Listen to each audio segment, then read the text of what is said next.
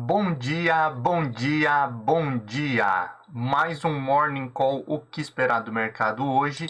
Eu sou o professor Wagner aqui da Francesca Educação Financeira e todos os dias a partir das 5h50 da manhã nós estamos aqui para falar sobre fechamento do mercado no dia anterior e para trazer as notícias que podem impactar o mercado e o seu dia a dia no âmbito corporativo, político e econômico. Não esqueça, deixa seu like, se inscreva no canal, compartilhe esse conteúdo para que ele chegue a cada vez mais pessoas, assim o YouTube entende que é relevante e entregue esse conteúdo aí para cada vez mais pessoas que querem aprender e estarem bem preparadas aí para o dia a dia no mercado financeiro ou que gostam aí de conhecer sobre mercado financeiro.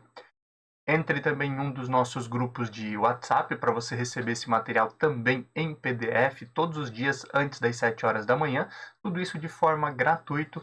Então compartilhe, curta, se inscreva e vamos em frente. Hoje, dia 12 de maio de 2021, ontem tivemos aí o índice Ibovespa, a bolsa brasileira aí se descolando aí das bolsas internacionais em um dia de muita volatilidade, né?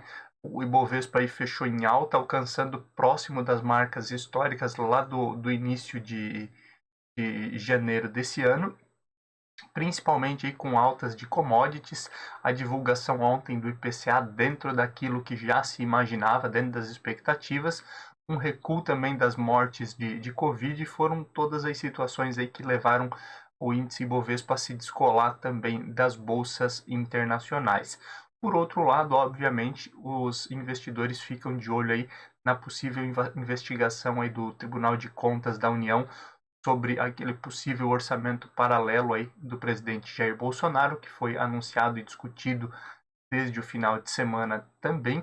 E olhando aí para o exterior, os Estados Unidos aí têm uma preocupação muito forte em relação à inflação, mesmo aí após algumas conversas e pronunciamentos do Fed, do Federal Reserve, o Banco Central lá dos Estados Unidos, né, que trazem aí especificamente aí a situação de que o Fed não deve mexer tão cedo na sua política monetária.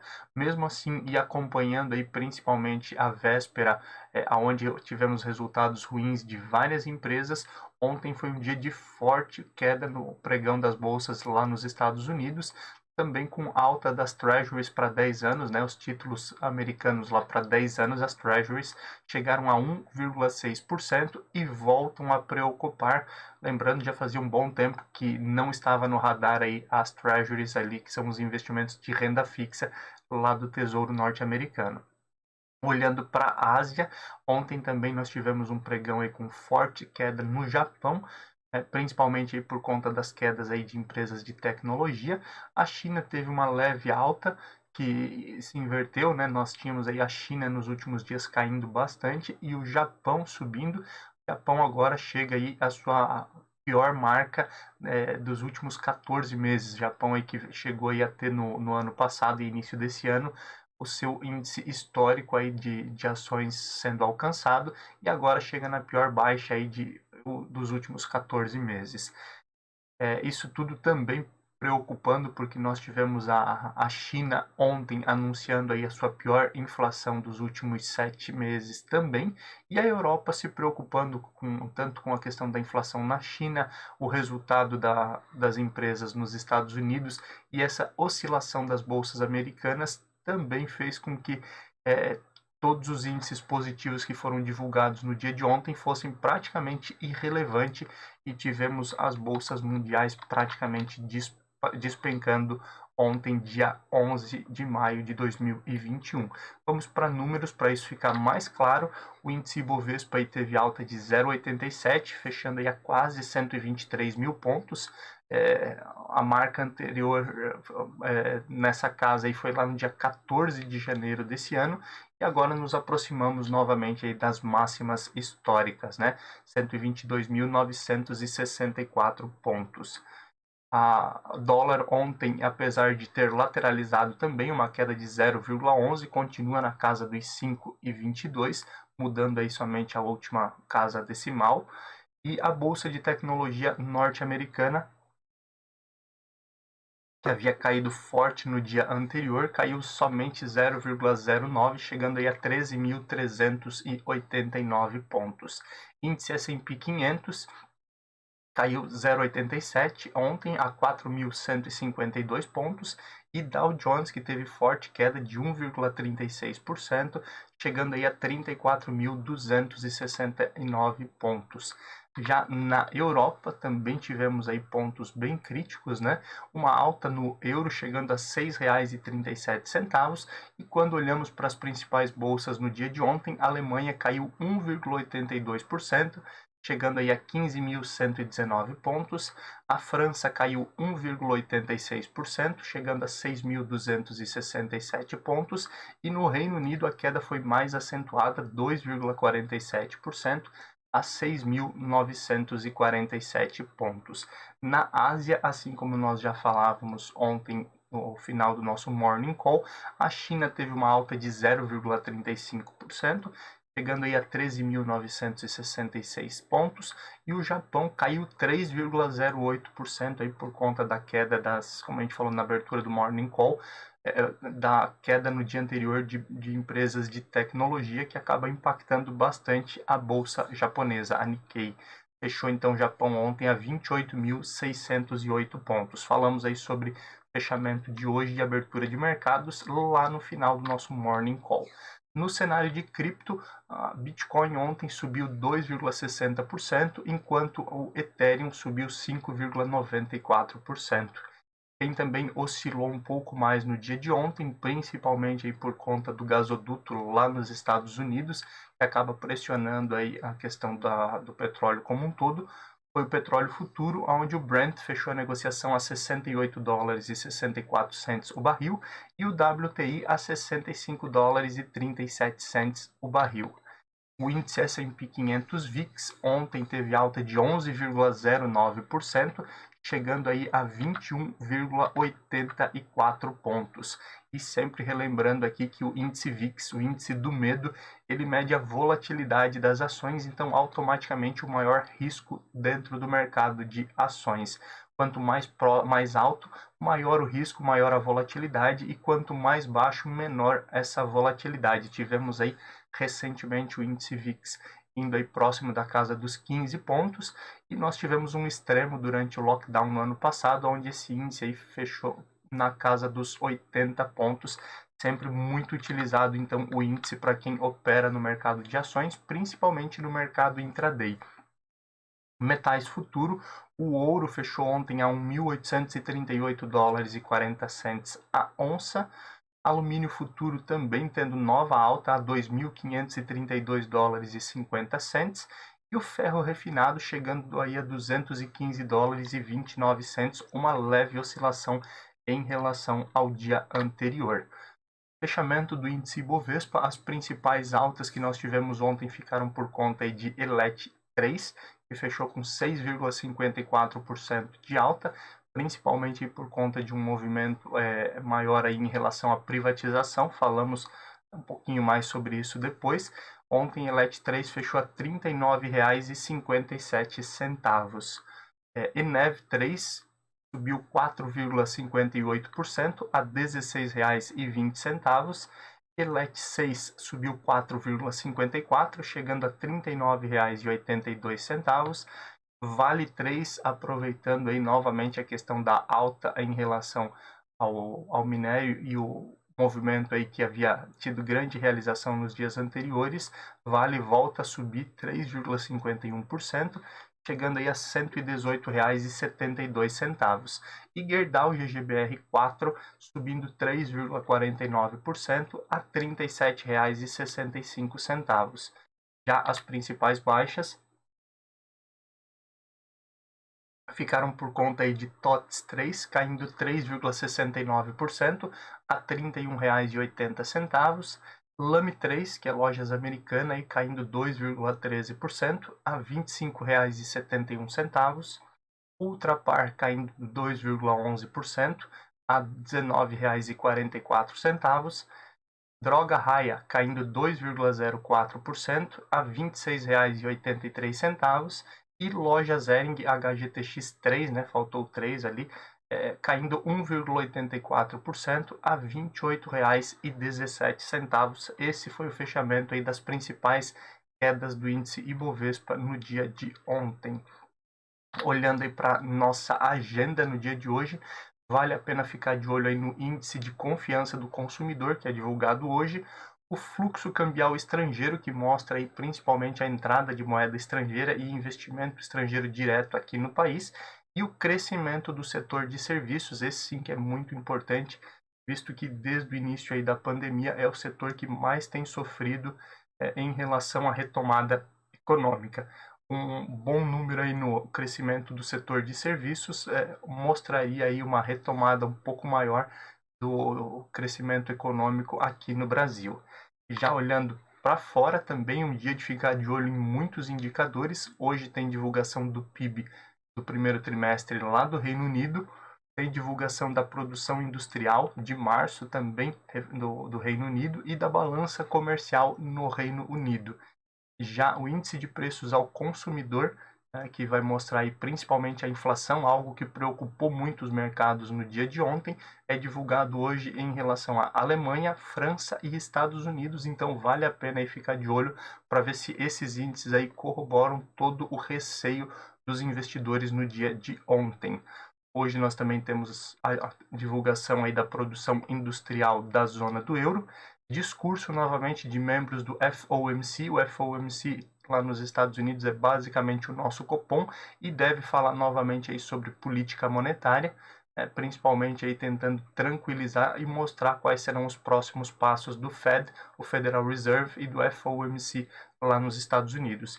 E hoje tem divulgação aí dos estoques de petróleo lá nos Estados Unidos, que também deve impactar, lembrando aí como nós já falamos e voltaremos a falar em relação ao gasoduto lá nos Estados Unidos que teve o ataque hacker, né?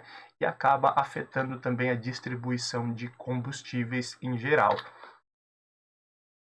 Olhando aí para cenário político, no dia de hoje, nós temos aí algumas informações aí para ficar de olho, principalmente aí em relação à CPI da Covid, que tem movimentado bastante o mercado, colocado em alguns momentos em xeque aí o presidente Jair Bolsonaro, o que acaba automaticamente aí afetando a economia como um todo.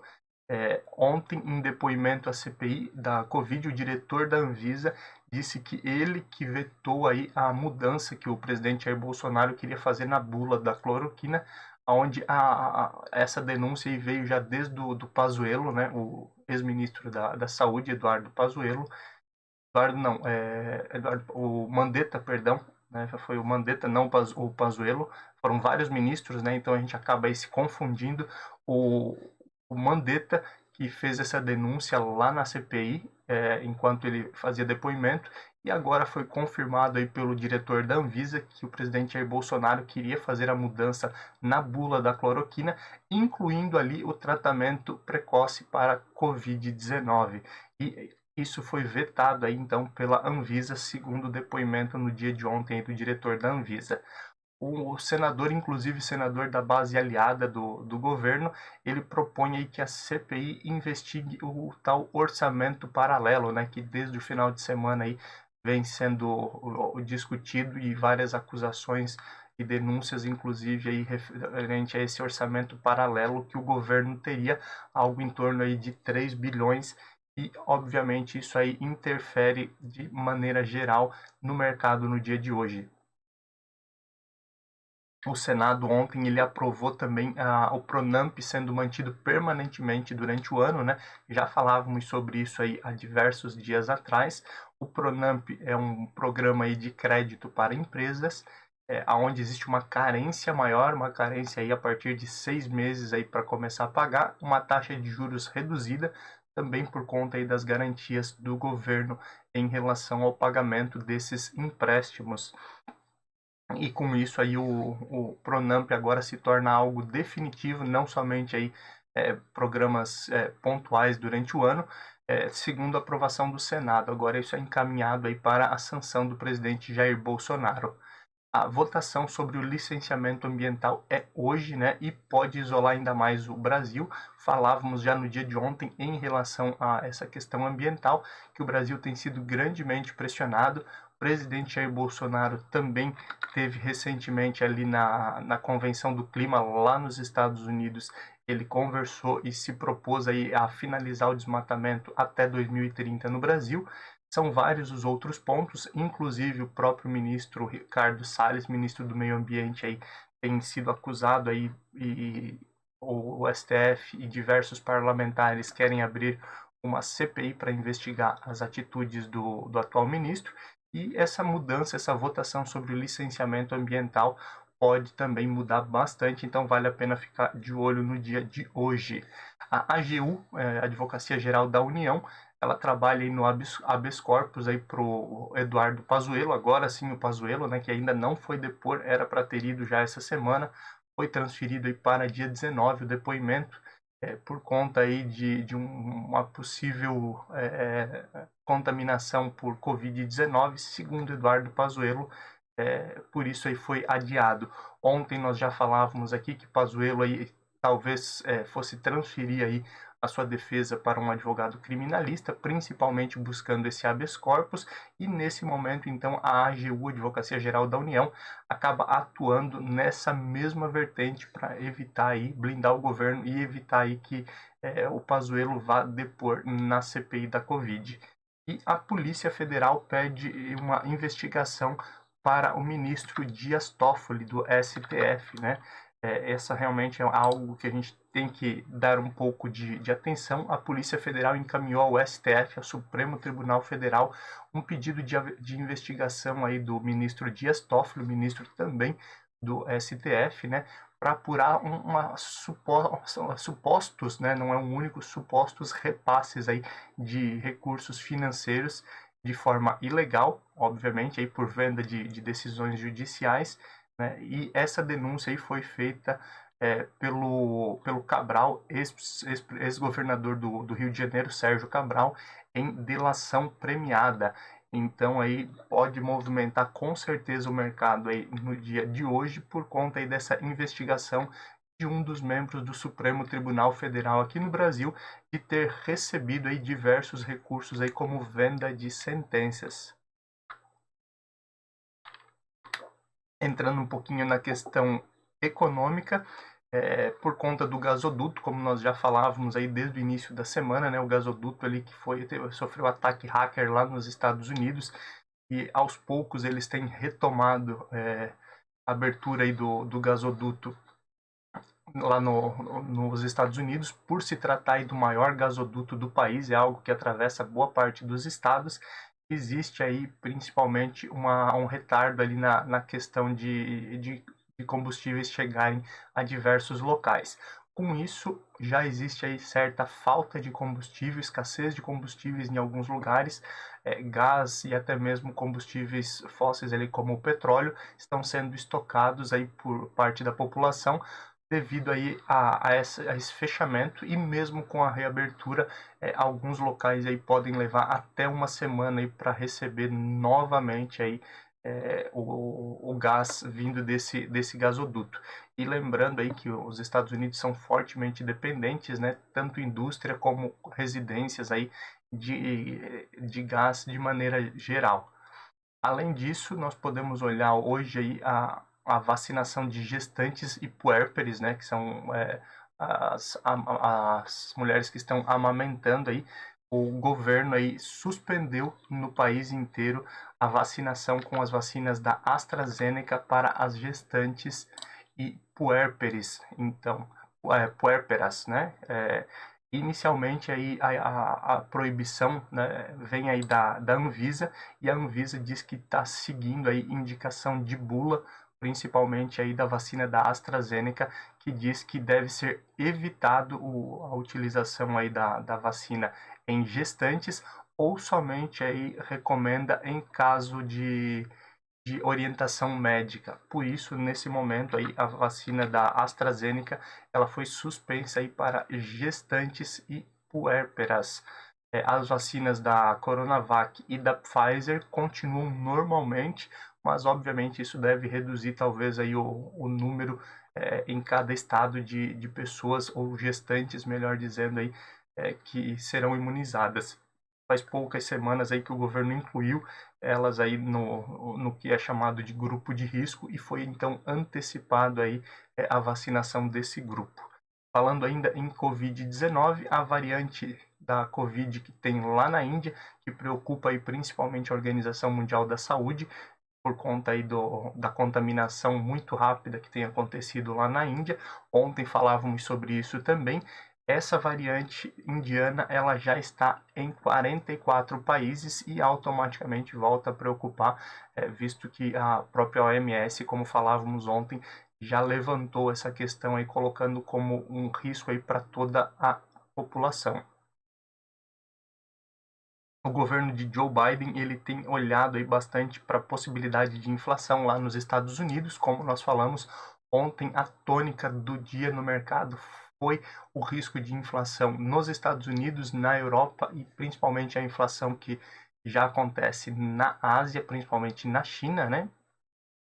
E o governo Biden, que tem feito aí diversos planos de incentivo, né, se preocupa também em relação a essa questão da inflação que pode movimentar bastante ou frear muito aí a retomada da economia norte-americana. Dentro disso, o próprio Fed, o Federal Reserve, lá, o Banco Central dos Estados Unidos, né, e o FOMC, que é o Copom, ontem aí falaram novamente sobre essa questão da inflação. A princípio aí eles voltam a frisar que é algo temporário, que tem sido monitorado e que o principal é a retomada de empregos, o payroll, né, que essa semana também deve ser divulgado aí lá nos Estados Unidos, e o payroll, a geração de empregos, vai fazer toda a diferença aí em relação a essa questão. Ontem também o pessoal do Fed que se pronunciou foi questionado sobre os estímulos aí do governo norte-americano, se isso não prejudicaria aí a quantidade de pessoas buscando emprego, e nesse momento é algo que o Fed não enxerga como prejudicial e tem monitorado e não deve mudar aí a sua política de recompra de títulos e a política de juros, pelo menos no curto prazo. O Copom ontem divulgou a ata da sua reunião, né? Lembrando aí na semana passada, terça e quarta-feira foi a reunião do Copom na última semana. Na quarta-feira, a divulgação então do aumento da taxa Selic em 0,75 pontos percentuais, trazendo aí essa questão também para o dia para essa semana, onde ontem foi divulgado a ata do Copom, trazendo aí que o Copom pode alterar sua visão aí para as próximas reuniões, diferente daquilo que foi tratado na última reunião, que praticamente os especialistas tinham certeza aí do aumento de 0,75 pontos percentuais dessa última reunião. Para a próxima existe a possibilidade desse aumento, mas o Copom deixa bem claro aí que se aproxima aí de uma estabilidade em relação à inflação e taxa de juros, e pode ser que haja alguma mudança aí para as próximas reuniões. Lembrando que o Boletim Focus, né, traz aí uma perspectiva dos especialistas de a taxa Selic chegar até o final do ano em 5,5%. Olhando um pouquinho para o cenário corporativo, que nós temos bastante coisa hoje, novas conversas aí sobre a privatização da Eletrobras fizeram com que as ações disparassem no dia de ontem, como nós vimos aí lá na parte de altas aqui do nosso Morning Call. Ontem também foi aprovado no Senado o marco das startups e agora é encaminhado aí o marco das startups, principalmente aí para a sanção do presidente Jair Bolsonaro. O marco das startups aí ele prevê algumas mudanças aí em relação ao que tinha sido aprovado anteriormente, mas principalmente aí diversas situações de incentivos a essas companhias, né? A possibilidade de aportes de pessoas físicas e jurídicas e também a participação dessas empresas, dessas startups em licitações públicas. São as principais mudanças que vêm aí com o marco das startups. A Amazon liberou aí frete internacional gratuito aí para quem tem o Amazon Prime no Brasil e liberou a aba ali de compras internacionais, né, dentro do seu site. Lembrando aí a Amazon aí sempre tentando aí acessar o mercado brasileiro, ainda tem bastante dificuldade por questões logísticas, mas é um gigante aí que sempre aí fica no radar de grandes empresas como Mercado Livre, Magazine Luiza, Via Varejo, entre outras aí, que estão sempre de olho aí na Amazon e na sua tentativa aí de assumir boa parte aí do market share no mercado brasileiro. Com isso, né, essas ameaças e também a redução nas vendas, diversos varejistas aí têm buscado opções para atrair consumidores. A queda aí, principalmente aí de vendas e visitas no mercado digital, talvez tenha ocorrido aí por conta da liberação também, mas de forma geral os varejistas tentam buscar esses consumidores para continuar tendo um bom resultado aí durante o ano. O aço subiu aí nos últimos 12 meses 130%, o que deve aí automaticamente impactar a economia, né?